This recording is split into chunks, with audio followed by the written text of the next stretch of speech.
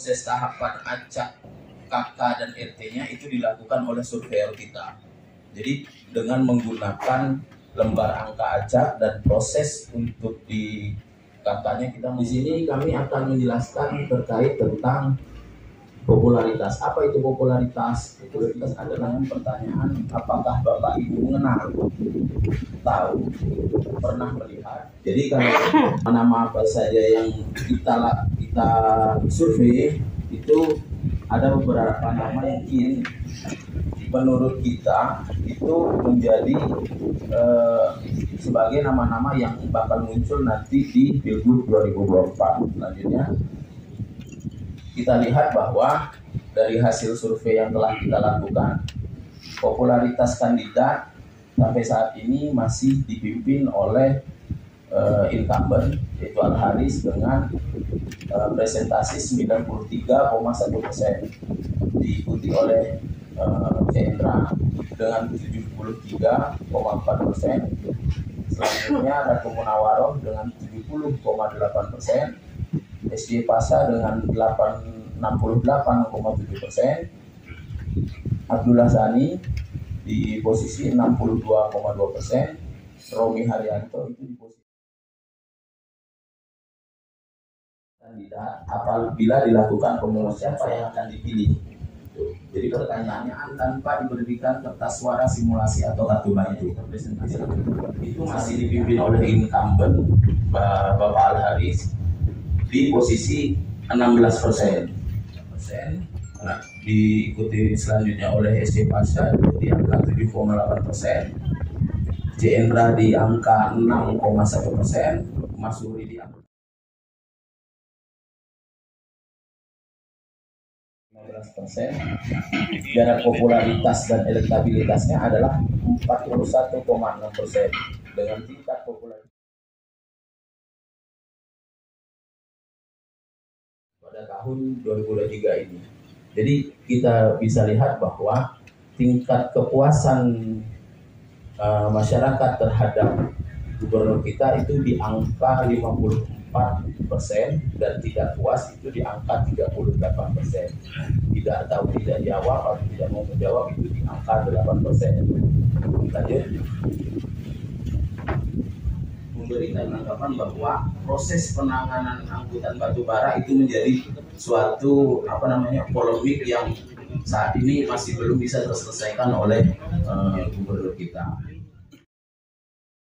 Romi Haryanto dan SY Pasha. 2. Tingkat kepuasan petahana menurun dibandingkan dengan perolehan suara di Pilkada 2020 yang lalu. 3. Tingkat kepuasan atas kinerja petahana yang rendah diduga penyebab turunnya elektabilitas. 4. Beberapa isu pembangunan cukup masif muncul di media dan terkonfirmasi dengan pengalaman pemilih seperti penanganan angkutan batubara, jalan yang rusak, dan pembangunan ruang terbuka hijau. Cukup menyedot perhatian diduga punya andil terhadap elektabilitas SY Pasha. Cukupkan saja untuk acara pertanyaan. Ada pesannya dari Bang Andika, boleh dari media solindonesia.com. Mau bertanya tentang tingkat kepuasan Gubernur Al-Haris ya. Sebelumnya kan lembaga survei sebelumnya seperti Putin juga merilis hasil survei, hasil tingkat kepuasan itu sampai tingkat 60%, hampir 70%. Sementara Sigma tadi bilang hanya 50 ya kalau salah, 54%. Nah itu kan sangat selisihnya walaupun memang hampir 10%, tapi kayaknya agak jauh begitu. Bagaimana cara menghitung atau bagaimana cara melihat dari Sigma untuk konteks tingkat kepuasan ini?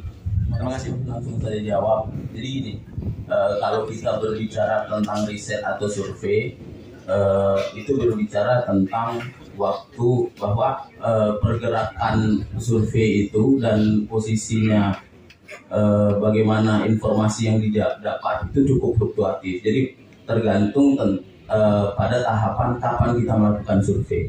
Kalau ditanya posisinya Sigma kapan melakukan survei, itu kita melakukan survei di bulan Juni sampai bulan Juli 2023. kalau umpamanya ditanya kok posisinya bisa rendah, ya itu posisinya yang data informasi yang kami dapat dari masyarakat.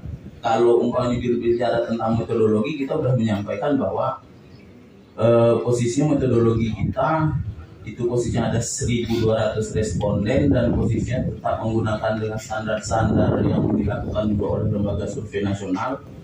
Dan terkait tentang quality control atau validitas datanya bisa kita lihat bahwa coba lihat di konsisten abang nih. Abang tadi sudah lah, Kenalan dulu. Banyak ada kenal Nama nih. saya Juanda dari beberapa ID. Kalau kita lihat lembaga survei Sigma dari merilis bahwa tingkat kepuasan khususnya yang di pembangunan Bang ya. Kita lihat bahwa Perkenalan saya dari Metro Jambi. Mungkin pertanyaan cuma satu ya. Tadi kalau misalnya dari pemaparan dari Sigma itu antara popularitas seorang petahana dengan elektabilitasnya tidak berbanding lurus lah, gitu ya. Jadi jumlah lah bahasa dari Sigma begitu. Jadi kalau menurut Sigma sendiri angka ideal seorang petahana itu berapa?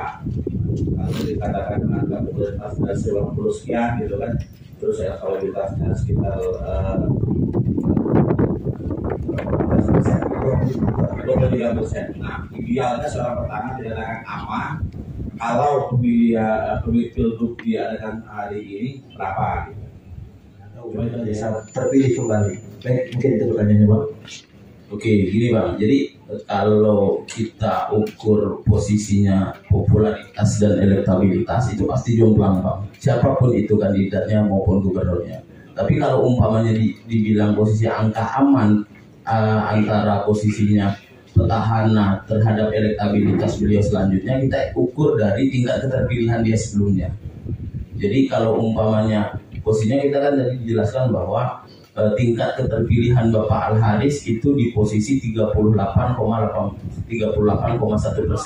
petahana di tahun 2020. Sekarang di posisi di elektabilitas 23,1% tadi. Jadi kalau ditanya posisi jarak amannya berapa, Bang? Kalau biasanya jarak aman petahana dalam mempertahankan posisinya tingkat keterpilihannya pada periode selanjutnya itu di jarak 10%. Jadi treatment apa yang bakal dilakukan oleh petahana terkait posisinya tingkat elektabilitas beliau sekarang itu mungkin bisa dilakukan dalam range masa jabatan beliau yang akan berakhir. Jadi kalau umpamanya diukur tentang posisinya popularitas dan elektabilitas, itu kalau dalam oleh petahana itu diukur terhadap tingkat keterpilihan beliau sebelumnya, gitu Bang. Itu Bang. Terima kasih.